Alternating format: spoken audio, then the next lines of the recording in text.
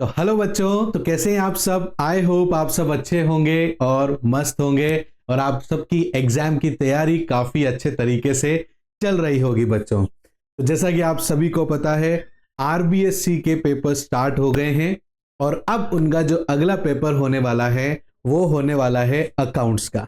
काफी सारे बच्चों को बड़ा ही डाउट रहता है कि सर लास्ट टाइम में और क्या क्या हमें पढ़ना चाहिए, क्योंकि पूरे साल भर से पढ़ रहे हैं तो बहुत कुछ हम पढ़ चुके हैं। अब उन्हीं चीजों को पढ़ पढ़ के हम जो है यहाँ पर बोर तो नहीं हुए हैं, बट हाँ सर कुछ ऐसी चीज मिल जाए जिसको लास्ट टाइम रिवीजन करने से और कॉन्फिडेंस बढ़ जाए, क्योंकि एक ही क्वेश्चन करके हम कितना प्रैक्टिस करें सर, वो क्वेश्चन तो हमें बहुत अच्छे तरीके से आते हैं। ऐसे बहुत सारे बच्चों के सवाल रहते हैं बेटा।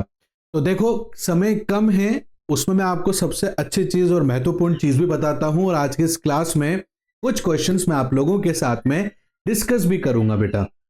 तो देखो, ध्यान से आप मेरी बात सुनना, और उस चीज को अगर आप लोग अपने इस कम समय के अंदर रिवीजन में रखोगे तो आपकी हर एक एक चीज जो है पक्की होती चली जाएगी और आपका कॉन्फिडेंस भी बढ़ जाएगा कि हाँ भाई, हमारा जो रिवीजन है वो अब कंप्लीट हो चुका है, मैं रेडी हो गया हूं अपने एग्जाम के लिए। तो देखो, सबसे पहले हम लोग स्टार्ट करते हैं बेटा पार्टनरशिप से। और मैं यहां पर जब पार्टनरशिप बोल रहा हूं तो पार्टनरशिप का जो मतलब है वो यहां पर बेटा फंडामेंटल से लेकर डिसोल्यूशन तक पूरे पार्टनरशिप की मैं यहां पर आप लोगों के सामने बात कर रहा हूं। तो आपको इसमें कैसे रिवीजन करना है, देखो बेटा, सबसे पहले आपका फोकस कोई बड़ी कैलकुलेशन को सॉल्व करना या बड़े अकाउंट को सॉल्व करने पर फोकस ज्यादा नहीं होना चाहिए। पहले तो आपको, आपका एग्जाम अभी जो इंग्लिश का था वो कंप्लीट हो गया, अब अगला आपका अकाउंट्स का रहेगा बेटा। तो आज से आप प्रिपरेशन चालू करेंगे तो सबसे पहले आप लोग पार्टनरशिप के अंदर बेटा छोटी चीजों पर फोकस करो, वो आपके कॉन्सेप्ट्स को स्ट्रॉन्ग करती है। जैसे कि मैं कहता हूं बेटा, न्यू प्रॉफिट शेयरिंग रेशियो निकालना कैसे है, एक बार और प्रैक्टिस करो। सेक्रीफाइसिंग कैसे निकालना है, गेनिंग कैसे निकालना है, वैल्यूएशन ऑफ गुडविल कैसे कैलकुलेट करनी है बेटा, इसके ऊपर आपका पहला ध्यान होना चाहिए। कई बार ऐसे छोटे छोटे क्वेश्चंस में जो है स्टूडेंट्स अटक जाते हैं एग्जाम्स के अंदर, और आप लोगों ने देखा भी होगा बेटा, जब भी हम घर पे भी प्रैक्टिस करते हैं ना, तो ये जो चीजें हैं, कैलकुलेशन है, ये हमें क्या करती हैं, अटका देती हैं। तो मेरा ये कहना है आप लोगों से, प्लीज आप लोग सबसे पहले जैसे अपना रिवीजन एग्जाम की तैयारी करना स्टार्ट कर रहे हो, क्योंकि 2-3 दिन बाद में ही आपका पेपर है बेटा, तो आप सबसे पहले ये काम करो। उसके बाद में पार्टनरशिप में adjustment of goodwill, sorry adjustment of capital, इस पर भी बहुत अच्छे तरीके से फोकस करना बेटा। एडजस्टमेंट ऑफ कैपिटल जैसे न्यू प्रॉफिट शेयरिंग रेशियो के हिसाब से हो, चाहे नए पार्टनर के कैपिटल के हिसाब से हो, जिस तरीके से भी हो, उसे अच्छे से प्रिपरेशन एक बार कर लेना बेटा। ऐसे आप करोगे तो आपका कंप्लीट जल्दी हो जाएगा, हर कॉन्सेप्ट क्लियर हो जाएंगे। ज्यादा बड़े क्वेश्चन में एकदम से नहीं जाना है, पहले छोटे क्वेश्चन लेने हैं बेटा। उसके बाद में आप रिवैल्यूएशन देखो, रियलाइजेशन देखो, पार्टनर्स कैपिटल अकाउंट देखो, बैलेंस शीट देखो, ये उसके बाद का प्रोसेस है। अपना पहले वो चीज पक्का कर लो बेटा, क्योंकि छोटे छोटे जो क्वेश्चन है, 1 मार्क्स के क्वेश्चन है, उसमें यही कैलकुलेशन आने वाली है। तो यही कैलकुलेशन पर अगर हमारा पहले से फोकस रहेगा तो एटलीस्ट 1 मार्क्स वाले क्वेश्चन में हमारे पूरे मार्क्स आने के चांस तो बढ़ गए ना बेटा। इसलिए पहले उस पर ध्यान दो, क्योंकि छोटे क्वेश्चन भी आपके बड़े क्वेश्चन के लिए कॉन्सेप्ट को स्ट्रॉन्ग करेंगे। ऐसे ही हम लोग इश्यू ऑफ शेयर्स की बात करते हैं बेटा, शेयर्स की बात करते हैं तो यहां पर डिस्काउंट पे ज्यादा फोकस करो। कैलकुलेशन मिस्टेक बच्चे डिस्काउंट में ज्यादा करते हैं, पार और प्रीमियम पर आप कर लोगे, मुझे अच्छे से पता है।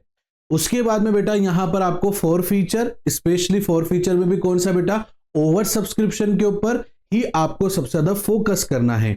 बस ये सब चीजें हो गई। फिर उसके बाद में अकाउंटिंग रेशियो है, कंपेरेटिव बैलेंस शीट है ना, कैश फ्लो स्टेटमेंट है, इस पे आप फर्दर जो है अपने जो कहते हैं ना उसको फॉर्मेट को अच्छे से पढ़ लेना बेटा, क्लियर हो जाएगा बेटा।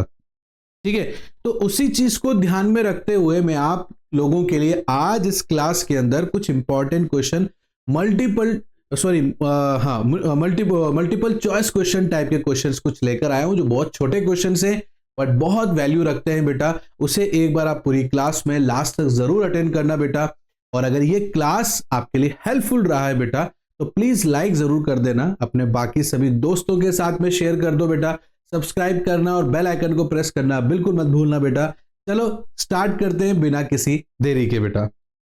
तो देखो बेटा, यहां पर एक क्वेश्चन लेकर आया हूं बेटा, when a new partners is admitted, the revolution of, यहाँ पर जो रिवोल्यूशन है बेटा, revolution of assets and liability is done to, तो बेटा यहाँ पर जैसे increase the capital of the following of the firm है बेटा, adjustment the profit sharing ratio है, distributed the unrecorded gains loss है टू ऑल पार्टनर्स है बेटा, create reserve for funds losses, तो क्या करेंगे, तो सर इसमें से सी वाला ऑप्शन हमारे लिए सही रहेगा, revolution, adjustment, unrecorded gains and losses among all partners in their old ratio before admission।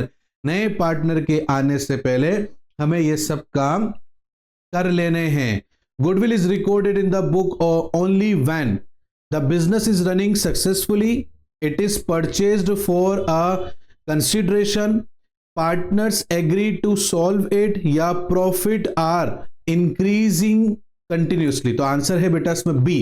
क्यों है, एक्सप्लेनेशन देते हैं। एज पर AS26 goodwill is recorded only when purchased for consideration, not self generated goodwill. Is that clear बेटा?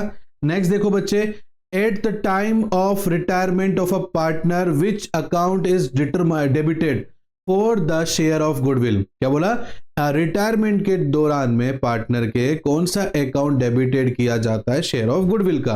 Revaluation account, gaining partners capital account, retire partners capital account, या general reserve. तो बेटा answer है B, gaining partners compensate the retire partner by debited their capital account. क्योंकि retire partner के जाने के बाद में उसका बचा हुआ प्रॉफिट कौन एंजॉय करेगा?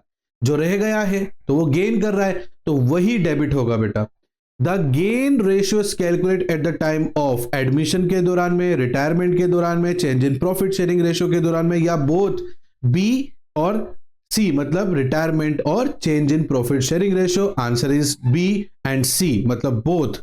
ठीक है बेटा, क्योंकि दोनों केस में, क्योंकि जब कोई पार्टनर जा रहा होता है तो जो रह गया है वो गेन करेगा, चेंज करेंगे बेटा तो जाहिर सी बात है पूरी प्रोबेबिलिटी है एक गेन करेगा तो दूसरा सेक्रीफाइस करेगा, इसलिए यहां पर हमने बी और सी इसमें लिया है बच्चों।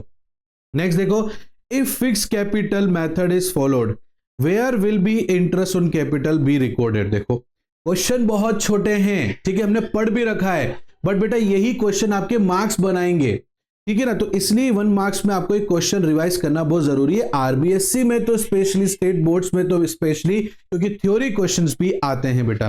तो capital account credit side, capital account debit side, current account credit side, या profit and loss appropriate account only. तो आंसर है बेटा C, under fix capital method all adjustment go to current account keeping capital account unchanged. देखो reason भी दे रखा है मैंने आप लोगों को।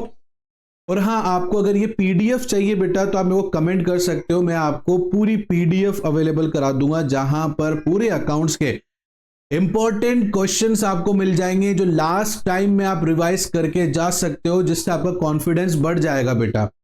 नेक्स्ट है, profit and loss appropriate account is prepared to show net profit और loss of the firm, distributed of profit among partners, financial position of the firm, या assets and liability of the firm. तो answer है बेटा B, है ना। क्या है B में बेटा? Distributed of profit among partner, it shows how profit are distributed among partners after appropriation like interest, salary, etcetera and etcetera. Next देखो बेटा, यहां पर आपके पास में on dissolution of a partners firm if realisation expenses are borrowed by a partner the journal entry will be. तो journal entry कैसे करेंगे बेटा?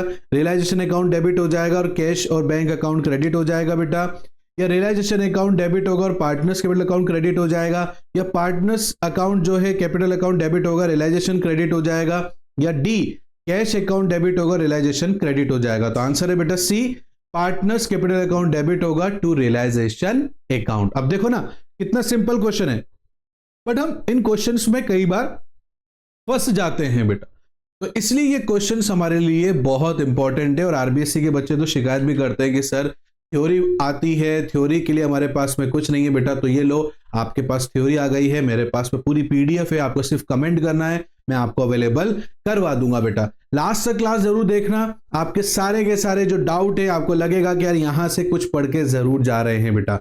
Sacrificing ratio is used for distribution of, तो सेक्रीफाइसिंग रेशियो इज यूज किस लिए use किया जाता है, किस चीज के लिए, रिजर्व और एक्यूमुलेटेड प्रॉफिट के लिए, goodwill brought by a new partner के लिए, रिवोल्यूशन प्रॉफिट के लिए, general reserve eight the time of distribution, sorry eight the time of dissolution. तो आंसर है बेटा बी, गुडविल को डिस्ट्रीब्यूट करने के लिए सेक्रीफाइसिंग रेशियो निकालना जरूरी है। मैंने आपको पहले भी कहा था कि आप लोगों को रीजंस पता होने चाहिए कि हम गेनिंग रेशियो क्यों निकालते हैं, सेक्रीफाइसिंग रेशियो क्यों निकालते हैं। रीजन पता है तो हम सब कुछ कर सकते हैं।